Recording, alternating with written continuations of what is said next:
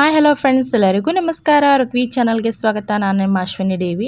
ಇವತ್ತು ನಾನು ಉತ್ತರ ಕರ್ನಾಟಕದ ಸ್ಪೆಷಲ್ ರೆಸಿಪಿ ಆಗಿರುವಂಥ ಒಂದು ಪಲ್ಯ ರೆಸಿಪಿನ ಮಾಡಿ ತೋರಿಸ್ತಾ ಇದ್ದೀನಿ. ಇದಕ್ಕೆ ನಾವು ಜುನಕ ಅಥವಾ ಹಸಿಗಡಲೆ ಹಿಟ್ಟಿನ ಪಲ್ಯ ಅಥವಾ ಹಿಟ್ಟಿನ ಪಲ್ಯ ಅಂತಲೂ ಕರೀತಾರೆ. ನಿಮ್ಮ ಕಡೆ ಏನಂತ ಕರೀತಾರೆ ಅಂತ ಕಮೆಂಟ್ ಮೂಲಕ ತಿಳಿಸಿ. ನಾನಿವತ್ತು ಹಸಿಗಡಲೆ ಹಿಟ್ಟಿನ ಪಲ್ಯ ಯಾವ ರೀತಿ ಮಾಡೋದು ಅಂತ ಈ ವಿಡಿಯೋದಲ್ಲಿ ತೋರಿಸ್ತಾ ಇದ್ದೀನಿ. ಸ್ಕಿಪ್ ಮಾಡದೆ ವಿಡಿಯೋನ ಪೂರ್ತಿಯಾಗಿ ನೋಡಿ. ನಾನಿವಾಗ ಗ್ಯಾಸ್ ಆನ್ ಮಾಡಿಬಿಟ್ಟು ಒಂದು ಪಾತ್ರೆನ ಇಟ್ಕೊಂಡು ಅದಕ್ಕೆ 3ರಿಂದ 4 ಸ್ಪೂನ್ ಆಗೋಷ್ಟು ಅಡುಗೆ ಎಣ್ಣೆನ ಹಾಕ್ಕೊಂಡಿದ್ದೀನಿ. ಅಡುಗೆ ಎಣ್ಣೆ ಸ್ವಲ್ಪ ಬಿಸಿ ಆಗ್ತಿದ್ದಂತೆ ಅರ್ಧ ಸ್ಪೂನ್ ಆಗುವಷ್ಟು ಸಾಸಿವೆ ಜೀರಿಗೆ ಹಾಕ್ಕೊಂಡಿದ್ದೀನಿ. ಸಾಸಿವೆ ಜೀರಿಗೆ ಸಿಡಿದ ನಂತರ ಸ್ವಲ್ಪ ಕರಿಬೇವಿನ ಸೊಪ್ಪು, ಸಣ್ಣದಾಗಿ ಹೆಚ್ಚಿರುವಂತಹ ಹಸಿಮೆಣಸಿನ್ಕಾಯಿ ಕೂಡ ಹಾಕ್ಕೊಳ್ತಾ ಇದ್ದೀನಿ. ಒಂದು ಈರುಳ್ಳಿ ಕೂಡ ಸಣ್ಣದಾಗಿ ಹೆಚ್ಚಿಬಿಟ್ಟು ಹಾಕ್ಕೊಳ್ತಾ ಇದ್ದೀನಿ. ನೀವು ಖಾರಕ್ಕೆ ಹಸಿಮೆಣಸಿನ್ಕಾಯಿನ ಹಾಕಿದರೆ ತುಂಬ ಚೆನ್ನಾಗಿರುತ್ತೆ, ಅಥವಾ ಒಣ ಮೆಣಸಿನ್ಕಾಯಿನ ಮುರಿದ್ಬಿಟ್ಟು ಹಾಕ್ಕೊಳ್ಬೋದು. ಆದರೆ ಅಷ್ಟು ಟೇಸ್ಟ್ ಕೊಡಲ್ಲ. ಈ ರೀತಿಯಾಗಿ ಹಸಿಮೆಣಸಿನ್ಕಾಯಿ ಬಳಸೋದ್ರಿಂದ ತುಂಬಾ ಟೇಸ್ಟ್ ಇರುತ್ತೆ. ನಂತರ ಇದನ್ನು ಸ್ವಲ್ಪ ಹೊತ್ತು ಎಣ್ಣೆಯಲ್ಲಿ ಬಾಡಿಸ್ಕೊಳ್ಬೇಕು. ನಂತರ ಇದಕ್ಕೆ ನಾನು 2 ಟೊಮ್ಯಾಟೊ ಹಣ್ಣನ್ನು ಕೂಡ ಸಣ್ಣದಾಗಿ ಕಟ್ ಮಾಡಿ ಹಾಕ್ಕೊಂಡಿದ್ದೀನಿ. ಇದನ್ನು ಕೂಡ ಸ್ವಲ್ಪ ಹೊತ್ತು ಎಣ್ಣೆಯಲ್ಲಿ ಸ್ವಲ್ಪ ಫ್ರೈ ಮಾಡ್ಕೊಳ್ಬೇಕಾಗುತ್ತೆ. ನಾವು ಒಗ್ಗರಣೆಯಲ್ಲಿ ಟೊಮೆಟೊ, ಈರುಳ್ಳಿ ಮತ್ತು ಮೆಣಸಿನ್ಕಾಯಿನ ಚೆನ್ನಾಗಿ ಬೇಯಿಸ್ಕೊಳ್ಬೇಕಾಗುತ್ತೆ. ಹಾಗಾಗಿ ನಾವು ಒಂದು 5ರಿಂದ 10 ನಿಮಿಷದವರೆಗೂ ಕಡಿಮೆ ಉರಿಲಿ ಈ ರೀತಿಯಾಗಿ ಟೊಮೆಟೊ ಮತ್ತು ಹಸಿಮೆಣಸಿನ್ಕಾಯಿ ಎಲ್ಲ ಸಾಫ್ಟ್ ಆಗೋ ರೀತಿಲಿ ಚೆನ್ನಾಗಿ ಬೇಯಿಸ್ಕೊಳ್ಬೇಕು. ಹಾಗಾಗಿ ಈ ರೀತಿಯಾಗಿ ಚೆನ್ನಾಗಿ ಮಿಕ್ಸ್ ಮಾಡ್ಕೊಳ್ಬೇಕಾಗುತ್ತೆ. ನಂತರ ನಾನಿಲ್ಲಿ ಟೊಮ್ಯಾಟೊ ಚೆನ್ನಾಗಿ ಸಾಫ್ಟಾಗಿ ಬೇಯಲಿ ಅಂತಂದು ಇದಕ್ಕೆ ರುಚಿಗೆ ತಕ್ಕಷ್ಟು ಉಪ್ಪನ್ನು ಹಾಕ್ಕೊಳ್ತಾ ಇದ್ದೀನಿ. ನಂತರ 1 ಸ್ಪೂನ್ ಆಗುವಷ್ಟು ಸಾಂಬಾರು ಪುಡಿನ ಹಾಕ್ಕೊಳ್ತಾ ಇದ್ದೀವಿ. ನಾನಿಲ್ಲಿ ಬೇಳೆ ಸಾಂಬಾರಿಗೆ ಬಳಸುವಂತಹ ಸಾಂಬಾರು ಪುಡಿನೇ ಹಾಕ್ಕೊಳ್ತಾ ಇದ್ದೀನಿ. ನೀವು ಸಾಂಬಾರು ಪುಡಿ ಇರದೇ ಇದ್ದರೆ ಗರಂ ಮಸಾಲ ಕೂಡ ಯೂಸ್ ಮಾಡ್ಕೊಳ್ಬೋದು. ನಂತರ ಇದಕ್ಕೆ ನಾನು ಅರ್ಧ ಸ್ಪೂನ್ ಆಗುವಷ್ಟು ಅರಿಶಿನ ಪುಡಿ ಹಾಕ್ಕೊಳ್ತಾ ಇದ್ದೀನಿ. ಇವಾಗ ಇದನ್ನು ಕೂಡ ಚೆನ್ನಾಗಿ ಮಿಕ್ಸ್ ಮಾಡ್ಕೊಳ್ಬೇಕಾಗುತ್ತೆ. ನಂತರ ಇದಕ್ಕೆ ನಾನು ಅರ್ಧ ಲೀಟ್ರ್ ಆಗುವಷ್ಟು ನೀರನ್ನು ಹಾಕ್ಕೊಳ್ತಾ ಇದ್ದೀನಿ. ಈ ರೀತಿಯಾಗಿ ಅರ್ಧ ಲೀಟರ್ ನೀರನ್ನು ಸೇರಿಸ್ಬಿಟ್ಟು ಇದಕ್ಕೆ ನೀವು ಸ್ವಲ್ಪ ನೀರು ಕೂಡ ಜಾಸ್ತಿ ಇದ್ದರೂ ಪರವಾಗಿಲ್ಲ, ಹಿಟ್ಟು ಹಾಕೋದ್ರಿಂದ ತುಂಬಾ ಗಟ್ಟಿ ಆಗುತ್ತೆ. ಹಾಗಾಗಿ ನಾವು ಸ್ವಲ್ಪ ನೀರನ್ನು ಜಾಸ್ತಿ ಪ್ರಮಾಣದಲ್ಲೇ ಹಾಕ್ಕೊಳ್ಬೇಕಾಗುತ್ತೆ. ನಂತರ ಇದನ್ನು ಸ್ವಲ್ಪ ಕುದಿಸ್ಕೊಳ್ಬೇಕು.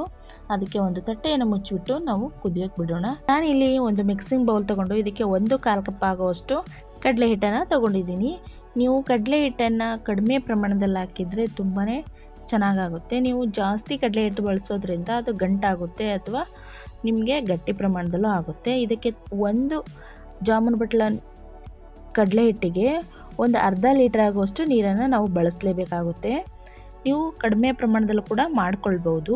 ಇದಕ್ಕೆ ನಾನಿವಾಗ ಸ್ವಲ್ಪನೇ ನೀರು ಸೇರಿಸ್ತಾ ಯಾವುದೇ ಗಂಟಿರಲಾರ್ದೆ ನೈಸಾಗಿ ಕಲಿಸ್ಕೊಳ್ಬೇಕಾಗುತ್ತೆ. ಇದನ್ನು ನೀವು ತೆಳುವಾಗಬೇಕಾದ್ರೂ ಕಲಿಸ್ಕೊಳ್ಬೋದು. ಅಂದರೆ ತುಂಬ ತೆಳುವಾಗಿತ್ತು ಅಂದರೆ ನಮಗೆ ಮಾಡೋಕ್ಕೂ ಕೂಡ ತುಂಬಾ ಈಸಿ ಅನಿಸುತ್ತೆ. ಹಾಗಾಗಿ ಇದನ್ನು ನಾವು ಯಾವುದೇ ಗಂಟಿರಲಾರ್ದಂಗೆ ಚೆನ್ನಾಗಿ ನೈಸಾಗಿ ನಾವು ಈ ರೀತಿಯಾಗಿ ಕಲಿಸ್ಕೊಳ್ಬೇಕಾಗುತ್ತೆ.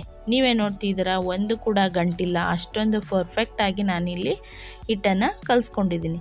ಇದನ್ನು ನಾವಿವಾಗ ನೀರನ್ನು ಚೆನ್ನಾಗಿ ಕುದಿಸ್ಕೊಳ್ಳೋಕ್ಕೆ ಇಟ್ಟಿದ್ವಿ. ಇದು ಕೂಡ ಇವಾಗ ಚೆನ್ನಾಗಿ ಕುದೀತಾ ಇದೆ. ಇದಕ್ಕೆ ನೀವು ಉಪ್ಪು ಅಥವಾ ಖಾರ ಏನಾದರೂ ಕಡಿಮೆ ಇತ್ತಪ್ಪ ಅಂದರೆ ಇನ್ನೂ ಕೂಡ ಸೇರಿಸ್ಕೊಳ್ಬೋದು. ನಂತರ ಇವಾಗ ಇದನ್ನು ನಾವು ಉರಿನ ಕಡಿಮೆ ಪ್ರಮಾಣದಲ್ಲಿ ಮಾಡಿಬಿಟ್ಟು ಈ ಹಿಟ್ಟನ್ನು ನಾವು ಹಾಕ್ಕೊಳ್ಬೇಕಾಗುತ್ತೆ. ಹಾಕಿಬಿಟ್ಟು ಇದನ್ನು ಹಾಗೆ ಬಿಟ್ಟರೆ ಅಂದರೆ ಗಟ್ಟಿ ಆಗುತ್ತೆ ಅಥವಾ ಗಂಟಾಗೋ ಚಾನ್ಸಸ್ ಇರುತ್ತೆ. ಹಾಗಾಗಿ ನಾವು ಕೈ ಬಿಡದೆ ಇದನ್ನು ಚೆನ್ನಾಗಿ ಮಿಕ್ಸ್ ಮಾಡ್ಕೊಳ್ಬೇಕು. ಇದನ್ನು ಈ ರೀತಿಯಾಗಿ ಮಿಕ್ಸ್ ಮಾಡ್ಕೊಳ್ಳೋದ್ರಿಂದ ತುಂಬಾ ಚೆನ್ನಾಗಿ ಬರುತ್ತೆ. ಅಥವಾ ನೀವು ಹಾಗೆ ಬಿಟ್ಟು ಒಂದು 2 ಸೆಕೆಂಡ್ ಬಿಟ್ಟರೂ ಕೂಡ ಇದು ಗಂಟಾಗುತ್ತೆ. ಹಾಗಾಗಿ ಈ ರೀತಿಯಾಗಿ ಚೆನ್ನಾಗಿ ಮಿಕ್ಸ್ ಮಾಡ್ಕೊಳ್ಬೇಕು. ಇದ್ರ ಮೇನ್ ಸೀಕ್ರೆಟ್ ಏನಪ್ಪ ಅಂದರೆ ನಾವು ಹಿಟ್ಟು ಹಾಕಿದ ತಕ್ಷಣವೇ ಚೆನ್ನಾಗಿ ಕಲಿಸ್ಕೊಳ್ಬೇಕಾಗುತ್ತೆ. ಇದೇ ರೀತಿಯಾಗಿ ನಾವು ಕೈ ಬಿಡದೇನೆ ಒಂದು 5ರಿಂದ 10 ನಿಮಿಷದವರೆಗೂ ಚೆನ್ನಾಗಿ ಮಿಕ್ಸ್ ಮಾಡ್ಕೊಳ್ತಾ ಇರಬೇಕು. ಆವಾಗಲೇ ನಮಗೆ ಹಿಟ್ಟಿನ ಪಲ್ಯ ಅಥವಾ ಜುನಕ ಅನ್ನೋದು ತುಂಬ ಪರ್ಫೆಕ್ಟಾಗಿ ಮತ್ತು ರುಚಿಯಾಗಿ ಬರುತ್ತೆ. ಇಲ್ಲ ಅಂದರೆ ತಳ ಹಿಡಿದ್ಬಿಡುತ್ತೆ, ಅಂದರೆ ಗಂಟಾಗ್ಬಿಡುತ್ತೆ. ಹಾಗಾಗಿ ನಾವು ಈ ರೀತಿಯಾಗಿ ಚೆನ್ನಾಗಿ ಮಿಕ್ಸ್ ಮಾಡ್ಕೊಳ್ತಾನೆ ಇರಬೇಕು.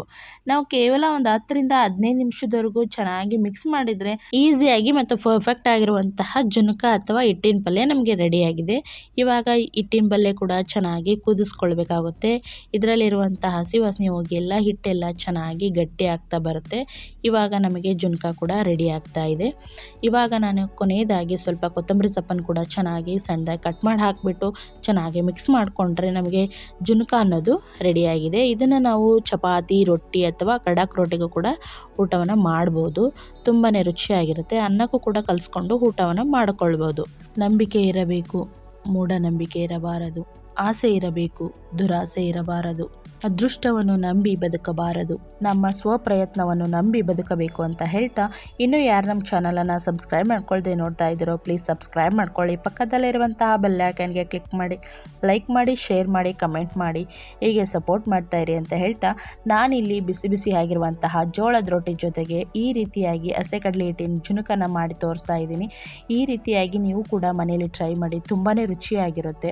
ಪಲ್ಯಕ್ಕೆ ಯಾವುದೇ ರೀತಿ ತರಕಾರಿ ಇಲ್ಲದೆ ಇರುವಾಗ ಈ ರೀತಿಯಾಗಿ ಹಿಟ್ಟಿನ ಜುನುಕನ ನೀವು ಮಾಡ್ಕೊಳ್ಬೋದು. ತುಂಬಾ ರುಚಿಯಾಗಿರುತ್ತೆ ಮತ್ತು ಇನ್ಸ್ಟಂಟಾಗೂ ಕೂಡ ಮಾಡ್ಕೊಳ್ಬೋದು.